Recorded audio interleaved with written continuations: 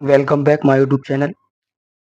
जैसा कि प्यारे बच्चों हम अपना लेक्चर नंबर 1 पढ़ चुके हैं, चैप्टर नंबर 2 का अम्ल क्षार व लवण का। जैसा कि हमने लास्ट अपना बेटा सूचक और सूचक के प्रकार और उसके उदाहरण पर अपने लेक्चर को खत्म किया था और आज हम स्टार्ट करते हैं अम्ल व क्षार धातु के साथ कैसे अभिक्रिया करते हैं।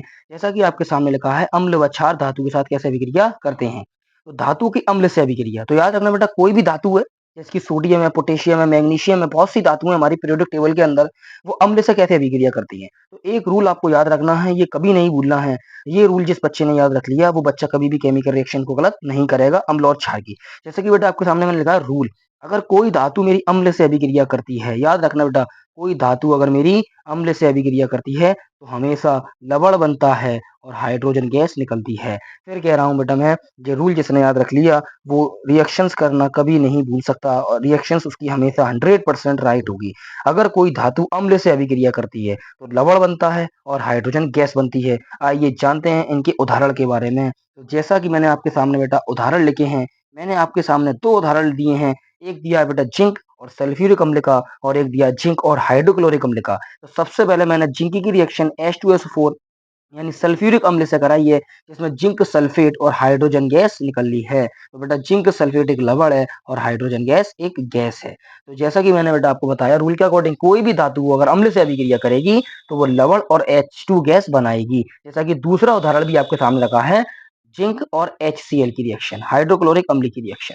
तो याद रखना जिंक क्लोराइड बनता है जो एक लवण है और हाइड्रोजन गैस निकलती है। तो इस रूल को ना भूलें कि अगर कोई भी धातु अम्ल से रिएक्शन करेगी तो वो लवण और हाइड्रोजन गैस बनाएगी। तो ये होती है बेटा धातु से अम्ल की अभिक्रिया। आगे और हम बेटा इन ऐसी अभिक्रियाओं को ट्रिक की फॉर्म में और रूल की फॉर्म में सीखते हैं। जैसा कि बेटा आपके सामने मैंने लिखा है धातु की क्षार से अभिक्रिया, धातु की क्षार से अभिक्रिया। तो याद रखना धातु हो, हाँ, क्षार से अभिक्रिया करे या अम्ल से अभिक्रिया, कंडीशन हमारी वही है, हमारा लवण बनेगा और हाइड्रोजन गैस निकलेगी। तो धातु की क्षार से अभिक्रिया, धातु क्षार से क्रिया कर हाइड्रोजन गैस निष्कासित करती हैं और लवण बनाती हैं और लवण बनाती हैं।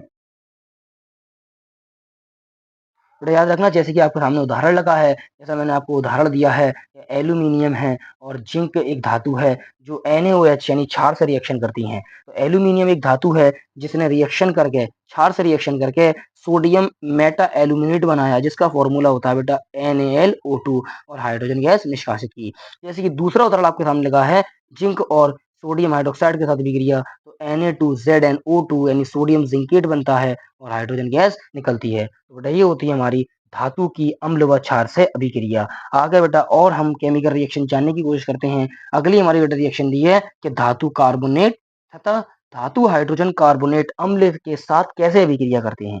धातु कार्बोनेट यानी बेटा धातु का कोई भी कार्बोनेट हो और धातु का कोई भी हाइड्रोजन कार्बोनेट हो, अगर वो अम्ल से रिएक्शन करेगा तो क्या बनता है। तो बेटा याद रखना ये भी रूल है, इस रूल को भी मत भूलना कि अगर कोई धातु का कार्बोनेट और धातु का हाइड्रोजन कार्बोनेट अम्ल से अभिक्रिया करेगा तो वो लवण, जल और CO2 गैस बनाएगा। फिर कह रहा हूँ बेटा अगर धातु का कार्बोनेट और धातु का हाइड्रोजन कार्बोनेट अम्ल से अभिक्रिया करेगा तो लवण व जल बनाएगा। आइए देखते हैं इनके उदाहरण और कैसे ये रिएक्शन करता है धातु का कार्बोनेट और धातु का हाइड्रोजन कार्बोनेट अम्ल के साथ। तो बेटा ये डलियां आपके सामने ये उदाहरण, जैसा कि सबसे पहले मैंने लिया है बेटा सोडियम कार्बोनेट। ये लिया बेटा सोडियम कार्बोनेट, यानी ये धातु का कार्बोनेट है, सोडियम एक धातु है और इसने अम्ल से अभिक्रिया करी, इसने अम्ल से अभिक्रिया करी और NaCl बना दिया यानी लवण बना दिया और H2O बना दिया और CO2 बना दी। अब कैसे बनाया बेटा मैं आपको ये बताना चाहूंगा। यहाँ पर 2 Na थे, 2 सोडियम थे, 2 क्लोरीन थे, तो यहाँ पर बेटा निकल गया 2NaCl।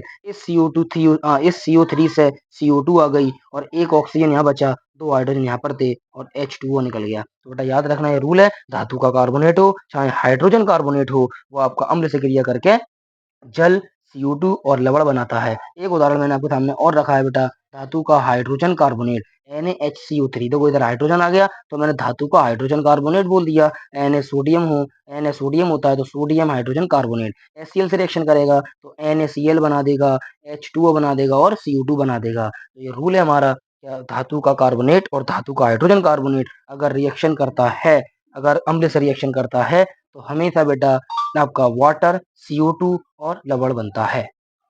ये बेटा नेक्स्ट हम पढ़ते हैं कि अम्ल व क्षार परस्पर कैसे अभिक्रिया करते हैं। तो अम्ल व क्षार की अभिक्रिया को उदासीनीकरण अभिक्रिया कहते हैं। तो 1 नंबर में कभी-कभी आ जाता है बेटा, क्या उदासीनीकरण अभिक्रिया क्या होती है? तो याद रखना, अम्ल व क्षार की अभिक्रिया ही उदासीनीकरण अभिक्रिया कहलाती है। अम्ल व क्षार भी परस्पर क्रिया करके लवण और जल बनाते हैं। तो याद रखना बेटा, ये आपके सामने मैंने रूल लिखा है, इसमें हमारा कोई अम्ल है और कोई क्षार है, वो दोनों क्रिया करके लवण और जल बनाते हैं। जैसा कि आपके सामने बेटा मैंने उदाहरण लगा है, मेरे पास हाइड्रोक्लोरिक अम्ल है और ये हाइड्रोक्लोरिक अम्ल मेरा NaOH यानी क्षार से रिएक्शन करता है। जैसा कि आपके सामने रखा है, हाइड्रोक्लोरिक अम्ल क्षार से अभिक्रिया करके लवण बना देता है और वाटर बना देता है। जैसे कि हाइड्रोक्लोरिक एसिड, सोडियम हाइड्रॉक्साइड मिलकर NaCl बनाते हैं और NaCl एक लवण है और वाटर बन जाता है। अगली है बेटा मेरे पास सल्फ्यूरिक एसिड और पोटेशियम हाइड्रॉक्साइड, ये एक अम्ल होता है और ये एक क्षार होता है। दोनों मिलकर लवण बना देते हैं और वाटर बना देते हैं। तो आइए बेटा जानते हैं हम आगे और अभिक्रियाओं के बारे में, जैसा कि अम्लों की साथ धात्विक ऑक्साइड की अभिक्रिया। बात आती है कि कोई अम्ल हमारे पास अगर है, अगर वो धात्विक ऑक्साइड से अभिक्रिया करता है, धात्विक ऑक्साइड, बात आती है कि धात्विक ऑक्साइड क्या होता है, मैं आपको बेटा डिटेल में पढ़ाऊँगा धात्विक ऑक्साइड। पहले हम अभिक्रियाओं को सीखते हैं। मान लीजिए कोई हमारे पास अम्ल है, अगर वो धात्विक ऑक्साइड से क्रिया करके लवण व जल बनाता है, यानी ये भी रूल है कि अगर कोई अम्ल हमारा धात्विक ऑक्साइड से अभिक्रिया करता है, तो वो लवण और जल बनाता है। तो देखिए बेटा, हम लोग सारी रिएक्शंस में एक ही चीज़ देख रहे हैं कि हर बार लवण, जल और CO2 गैस ही बन रही है। जैसा कि उदाहरण आपके सामने रखा है, आपके सामने एक अम्ल रखा है जिसका नाम है HCl यानी हाइड्रोक्लोरिक एसिड, और एक कॉपर का ऑक्साइड रखा है, यानी धातु का ऑक्साइड रखा है जिसको हम बोलते हैं कॉपर ऑक्साइड। तो हाइड्रोक्लोरिक एसिड कॉपर ऑक्साइड से रिएक्शन करके कॉपर क्लोराइड यानी लवण बनाता है और वाटर बना देता है। दूसरा एग्जाम्पल लिखा है सल्फ्यूरिक अम्ल का आपके सामने। सल्फ्यूरिक अम्ल जिंक ऑक्साइड से रिएक्शन करके, यानी धातु के ऑक्साइड से रिएक्शन करके जिंक सल्फेट बना देता है और वाटर बना देता है। फिर मैंने आपके सामने बेटा कुछ नोट पॉइंट दिए हैं, इन नोट पॉइंट्स को कभी नहीं भूलना है। जैसा कि पहला नोट पॉइंट लिखा है, धात्विक ऑक्साइडों को क्षारकीय ऑक्साइड भी कहते हैं, यानी कोई भी धातु का ऑक्साइड है वो हमारा कैसा होता है, क्षारकीय होता है। दूसरी बात आती है, अधात्विक ऑक्साइड अम्लीय प्रकृति के होते हैं, यानी जो धातु का ऑक्साइड है वो क्षारीय होता है और जो अधातु का ऑक्साइड है वो हमारा अम्लीय होता है। नेक्स्ट बेटा जानने की कोशिश करते हैं हम कि क्षार के साथ अधात्विक ऑक्साइड की अभिक्रिया, यानी हमारे पास कोई क्षार है और हमारे पास कोई अधात्विक ऑक्साइड है। अधात्विक ऑक्साइड मतलब अधातु का ऑक्साइड है। तो याद रखना वही रूल है, अगर कोई क्षार अधात्विक ऑक्साइड से रिएक्शन करेगा तो लवण व जल बना देगा। जैसे कि आपके सामने बेटा रूल लिखा है, क्षार अगर धात्विक ऑक्साइड से अभिक्रिया करेगा तो लवण व जल बना देगा। जैसा कि आपके सामने मैंने रिएक्शंस बेटा करके दिखाई है कि मेरे सामने कोई कैल्शियम हाइड्रोक्साइड एक क्षार है, एक अधात्विक ऑक्साइड है जिसको हम कहते हैं कार्बन डाइऑक्साइड। कार्बन हमारे एक धातु होता है और बेटा ये हमारा बना देता है कैल्शियम कार्बोनेट, ये CO3 और H2O निकल जाता है। ये कैल्शियम कार्बोनेट जो होता है यही हमारा क्या है बेटा, एक लवण है। जैसा कि आपके सामने मैंने एक हेडिंग डाली है बेटा, ऑक्साइड। जैसे कि हम पढ़ते आ रहे हैं धात्विक और अधात्विक ऑक्साइड। अब जानने की कोशिश करते हैं कि ऑक्साइड होते क्या हैं। तो याद रखना, कोई भी तत्व ऑक्सीजन से क्रिया करके ऑक्साइड बनाता है। तो जैसा कि आपको सामने लिखा है, कोई भी तत्व ऑक्सीजन से क्रिया कर ऑक्साइड बनाता है। जैसे कि मेरे पास सामने एक तत्व है जिसका नाम है सोडियम और ऑक्सीजन, और तो इसने मैंने बना दिया Na2O, जिसे कहते हैं सोडियम ऑक्साइड। दूसरा एग्जाम्पल मेरे सामने लगा बेटा, कार्बन और ऑक्सीजन। तो कार्बन भी मेरे सामने एक तत्व है और कार्बन और ऑक्सीजन से मिलकर रिएक्शन करता है तो CO2 बना देता है, तो CO2 मेरा एक ऑक्साइड हुआ। एक और रिएक्शन मैंने आपको दी है, मैग्नीशियम और ऑक्सीजन। अगर मैग्नीशियम ऑक्सीजन से रिएक्शन करता है तो मैग्नीशियम का ऑक्साइड बना देता है। तो याद रखना, ऑक्साइड क्या होते हैं, ऑक्साइड वो होते हैं अगर हमारे पास कोई भी तत्व है ऑक्सीजन से क्रिया कर ले और ऑक्सीजन का कंपाउंड बना दे तो उसी को हम ऑक्साइड कहते हैं। अब बात करते हैं तो हम क्या ऑक्साइड के हमारे टाइप्स भी होते हैं, तो हम बात करेंगे अगली अगले आपकी कि ऑक्साइड के प्रकार, तो हमारे ऑक्साइड बने वो कितने प्रकार के हो सकते हैं। तो याद रखना बेटा, हमारे सामने ऑक्साइड के प्रकार, सबसे पहले हम बात करते हैं कि ऑक्साइड हमारे कितने प्रकार के होते हैं। तो ऑक्साइड जैसा कि आपके सामने लिखा है कि ऑक्साइड आपके 3 प्रकार के होते हैं, धात्विक ऑक्साइड, अधात्विक ऑक्साइड और उभयधर्मी ऑक्साइड। तो हम बात करते हैं पहले धात्विक ऑक्साइड के बारे में। तो जैसा कि नाम से बेटा पता चलता है, धात्विक ऑक्साइड धातु का ऑक्साइड। तो याद रखना, धातुओं के ऑक्साइडों को धात्विक ऑक्साइड कहते हैं, जैसे कि सोडियम का ऑक्साइड, मैग्नीशियम का ऑक्साइड, कैल्शियम का ऑक्साइड आदि।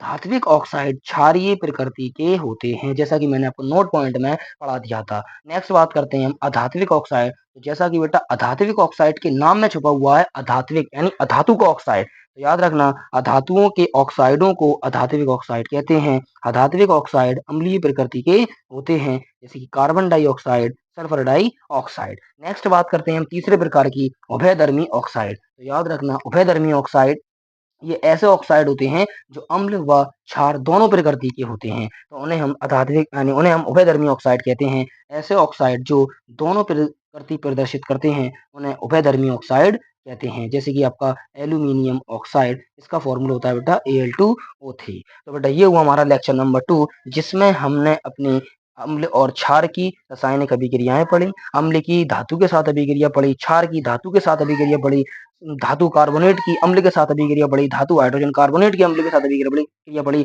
और हमने एक ही चीज देखा कि हर बार हमारा लवण बनने आता, जल बनने आता, और एक CO2 बन रही थी और हाइड्रोजन गैस बन रही थी। तो बेटा हुआ हमारा ये लेक्चर नंबर 2, जिसमें हमने अपने लगभग चैप्टर को 70% पढ़ लिया है। अब बात करेंगे बेटा हम लेक्चर नंबर 3 की। अगर वीडियो अच्छी लगी हो तो वीडियो को शेयर कीजिए, चैनल को सब्सक्राइब कीजिए और ज्यादा से ज्यादा वीडियो को शेयर कीजिए। Thank you very much.